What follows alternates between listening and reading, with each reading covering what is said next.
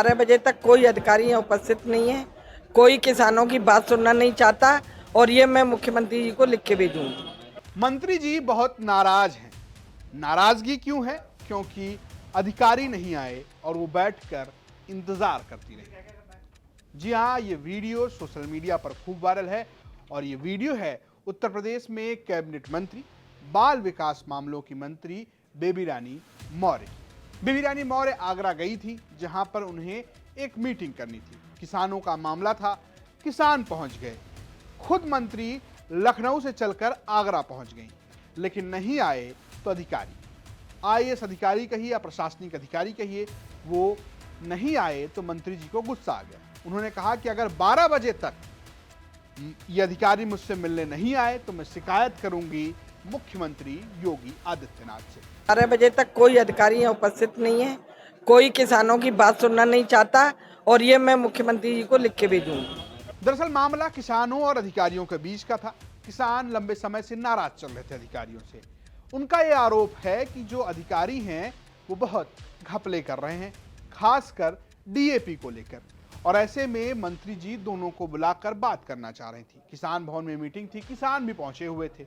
जब ये बैठक रद्द हुई, किसान बाहर आए और उन्होंने कहा कि ऐसा लगता है कि सरकार में अधिकारी सरकार की भी नहीं सुन रहे, अधिकारी खुद ही सरकार हो गए। एक हफ्ते से पहले जिला प्रशासन के पास में नोटिस प्राप्त है, कल भी उसमें चेंजिंग किया गया तो वो रात को ही इनको प्राप्त करा देगा। बातचीत भी हो रही है, परंतु जिला प्रशासन जनप्रतिनिधियों को और राज्य मंत्रियों, कैबिनेट मंत्री को, यानी मुख्यमंत्री को भी जिला प्रशासन हल्के में ले रहा है। क्यों ले रहा है? कहीं न कहीं मामला काला है। आईएएस अधिकारी सब एकजुट हो चुके हैं, वो यूपी सरकार नहीं मानते। और आगरा का जो जिला प्रशासन है, चाहे वो किसान संबंधित विभाग हो, कोई भी विभाग हो, वो आगरा के जनप्रतिनिधियों कोई सुनवाई नहीं कर रहे हैं। ये अपना उल्टा सीधा गेम करने में लगे हुए हैं। जो आगरा जनपद में जो डीएपी 102 सोसाइटियां हैं, कहीं 200 कट्टे भेजे, कहीं 300 कट्टे भेजे जा रहे हैं। पूरा गेम हो रहा है, यानी किसान को इस वजह से बर्बाद करने की प्लानिंग है अधिकारियों की कि किसान अपनी जमीन को छोड़ करके, हो सकता है कि ये आईएएस पीसीएस इन अधिकारियों का अंकुश कहीं पाकिस्तान से तो नहीं है, वहां से अपना गेम चल रहा हो, यानी ये अपना किसान को बर्बाद करके अपना मोटा धन कमा करके यहाँ से विदेश भागना चाहते हैं। यानी मंत्री महोदय ने इस बैठक का बहिष्कार करके गई है और हम भी उनके साथ में थे। अगर जिला प्रशासन ने, किसान संबंधित विभागों ने अगर किसानों की नहीं सुना तो फिर जो आने वाला समय जो पहले चला गया है, जैसे पहले यहाँ पर धरने हुए थे, अनशन हुए थे, भूख हड़ताल हुई थी, यानी आत्महत्या के लिए उतारू हो गए थे, वही हालत इसी किसान दिवस में फिर शुरुआत करने का प्रयास करेंगे। अब जैसे ही मंत्री की नाराजगी की बात सोशल मीडिया पर सामने आई तो विपक्ष के नेता अखिलेश यादव ने इस मामले को फिर से लखनऊ बनाम दिल्ली का रंग दे दिया।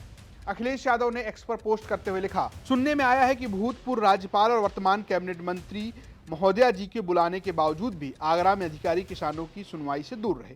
अब अधिकारी मासूम बनकर बहाना मारेंगे कि जाम लग गया था, पानी भरा था और बीच सड़क में सांड था, इसलिए हम नहीं आ पाए।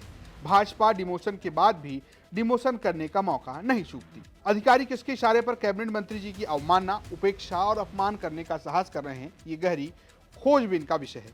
कहीं ये किसी आपसी खींचतान की कहानी तो नहीं। दिल्ली लखनऊ वाया आगरा। दरअसल अखिलेश यादव जिन बातों को घुमा घुमा कर कह रहे हैं वो बेबी रानी मौर्य को लेकर कह रहे हैं। बेबी रानी मौर्य पहले राज्यपाल थी, उन्होंने राज्यपाल पद से इस्तीफा दिया और उत्तर प्रदेश में विधानसभा का चुनाव लड़ी और तब ये अनुमान लगाया जा रहा था कि वो डिप्टी सीएम बन सकती हैं, लेकिन वो बनी कैबिनेट मंत्री। एक पूर्व राज्यपाल, दलित समुदाय से आने वाली महिला नेता जो आगरा से चुनाव जीतकर सरकार में कैबिनेट मंत्री हैं, उनके बुलाने पर जब अधिकारी नहीं आते हैं तो अखिलेश यादव से खींचतान से जुड़ रहे हैं।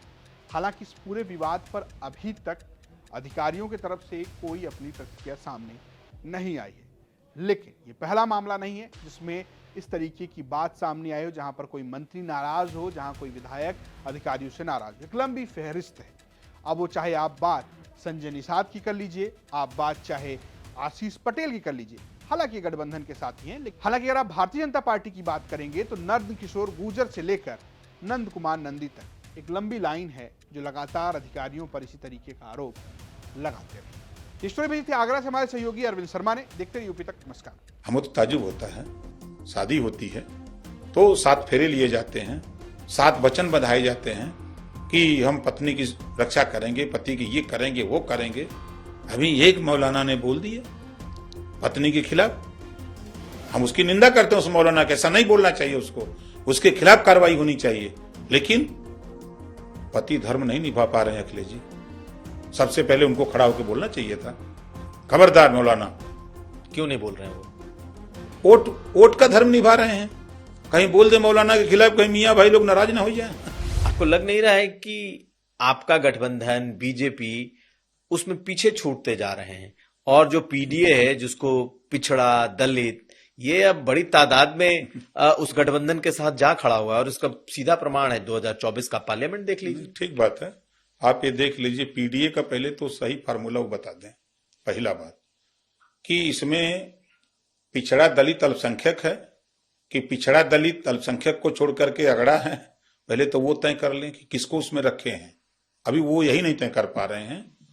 और पीडीए का अब तक जो फार्मूला हम लोगों ने देखा, परिवार डेवलपमेंट अथॉरिटी है, परिवार डेवलपमेंट अथॉरिटी। 5 साल लगातार अखिलेश जी मुख्यमंत्री थे। ये बता दें कि पुलिस की भर्ती हो, ग्राम सेवक की भर्ती हो, लेखपाल की भर्ती हो, बीडीओ की भर्ती हो, एसडीएम की भर्ती हो, इसमें अति पिछड़ों में एक जाति का नाम बता दें और एक आदमी का नाम बता दें कि जिनकी सूची जब बनती थी कि पुलिस की भर्ती में, ये पुलिस में भर्ती हुई, सूची बनती थी शिवपाल जी के यहाँ, शिवपाल समाजवादी पार्टी के नेताओं के यहाँ, अब वही सूची जारी होती थी। क्या उस सूची में एक भी अति पिछड़ों को रख पाए? किस मुंह से जाएंगे अति पिछड़ों का वोट लेने के लिए? हम तो खुद गवाह हैं, दुनिया को छोड़ दीजिए, हम तो खुद गवाह हैं कि हर थाने पर देखते हैं अगर 25 का स्टाफ है तो 10 से 12 यादव है। आज अगर 27% आरक्षण बंट जाए तो 7% उनका होता है, 20% तो ये जाएंगे ना। जिनकी बात हम कर रहे हैं अति पिछड़ा की, ये 20% लोग ये जाएंगे ना, उसमें सिपाही में, लेखपाल में, ग्राम सेवक में। इसी नाते समाजवादी पार्टी के लोग ये नहीं बोल रहे हैं कि रोहिणी आयोग का रिपोर्ट लागू करो या सामाजिक न्याय समिति, एक बार भी आज तक मैं देख रहा हूं 8 साल में एक बार भी नहीं बोल पा रहे हैं। इसी वजह से कि लूटेंगे कैसे, ये सब जान रहे हैं। अब देखिए वो समय नहीं है, अब पढ़ा लिखा लड़का हो गया है, high school, inter, BA, MA कर रहे हैं। आज के 10 साल पहले देखिए समाज में शिक्षा का स्तर और आज के शिक्षा का स्तर बड़ा बदलाव आया है। अभी जो सोच रहे हैं कि हमको मिल जाएगा, देखिए भ्रम है। अभी 27 तो छोड़ दीजिए, 32 के चक्कर में रहे, 27 तो नहीं मिलना है। इस नाते कि आप बताइए, आज के तारीख में अभी अखिलेश जी का बयान है कि जितने यादव रेजिमेंट मांग रहे हैं वो सब भाजपाई हैं। अखिलेश जी का बयान आ रहा है कि वो सब भाजपाई हैं। इसका मतलब कि यादव भाजपा में है, तब ना वो यादव रेजिमेंट मांग रहा है। अगर नहीं होता तो कैसे मांगता? वो खुदे कह रहे हैं। और उठा के देखिए, अभी मुसलमान, हमें तो ताजुब होता है, शादी होती है तो 7 फेरे लिए जाते हैं, 7 वचन बंधाए जाते हैं कि हम पत्नी की रक्षा करेंगे, पति की ये करेंगे वो करेंगे। अभी एक मौलाना ने बोल दिया पत्नी के खिलाफ, हम उसकी निंदा करते हैं उस मौलाना के, ऐसा नहीं बोलना चाहिए उसको, उसके खिलाफ कार्रवाई होनी चाहिए। लेकिन पति धर्म नहीं निभा पा रहे हैं अखिलेश जी। सबसे पहले उनको खड़ा होकर बोलना चाहिए था, खबरदार मौलाना। क्यों नहीं बोल रहे हैं वो? वोट का धर्म निभा रहे हैं।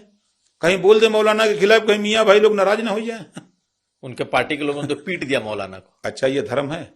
यही आपका कानून है? देश में थाना बना है, प्रदेश में थाने हैं, डीएम है, एसपी है, डीआईजी, आईजी है। आप कानून अपने हाथ में लेंगे? यही इसी नाते समाजवादी पार्टी नहीं आ रही है और न आएगी। आज भी समाजवादी पार्टी जो चुनाव सुबुगाट होती है तो बांह चढ़ाने लगते हैं। अच्छा आवा, अभी चुनाव 27 में, अब यहीं से कहते हम हड़कावत हो सो